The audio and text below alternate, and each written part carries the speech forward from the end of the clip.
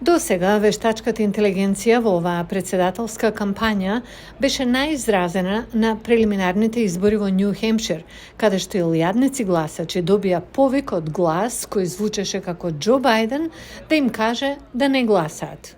Гласањето овој вторник само им овозможува на републиканците во нивната мисија повторно да го изберат Доналд Трамп.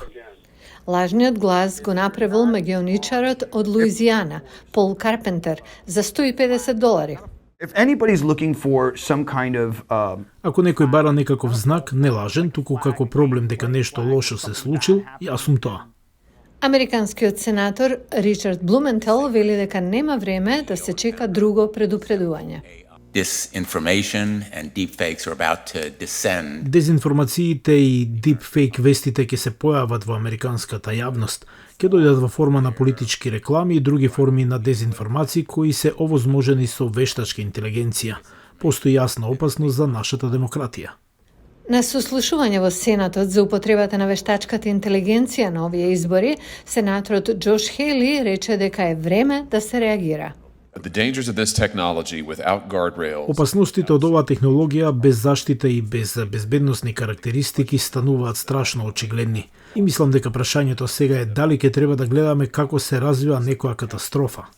Веќе е можно да се детектираат повици како оној во Нью Хемпшир, вели креатор на вештачки гласови Зохаиб Ахмед. Верувам дека со помош на вештачката интелигенција веќе лесно може да се провери интегритетот на аудиосодржината.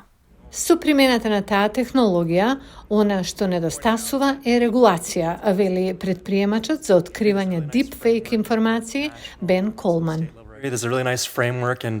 Постои навистина убава рамка и во регулативите на национални на државно ниво. Кога прикачувате нешто, например на YouTube, тоа се проверува за неколку работи.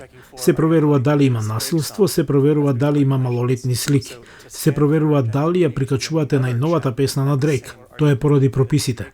Значи да се скенира за генеративни медиуми, тоа би можело да биде уште една проверка во истиот систем. Федералната изборна комисија на САД ги разгледува правилата со кои би се забранила употребата на вештачка интелигенција во рекламите за намерно да се измамат гласачите. Државниот секретар на Нью Хемпшир, Дейвид Сканлан, изјави пред Сенатот дека непроверената генеративна вештачка содржина, како лажниот повик на Бајден, ја загрозува довербата на гласачите. The most fundamental important thing that I perceive in my role. Најосновното, најважното нешто што јас го гледам во мојата улога како државен секретар е да се погрижам изборите да не бидат загрозени, гласачите да веруваат и да знаат дека биле спроведени фер според највисоките можни стандарди. И ако го изгубиме тоа, ќе биде многу тешко да го вратиме.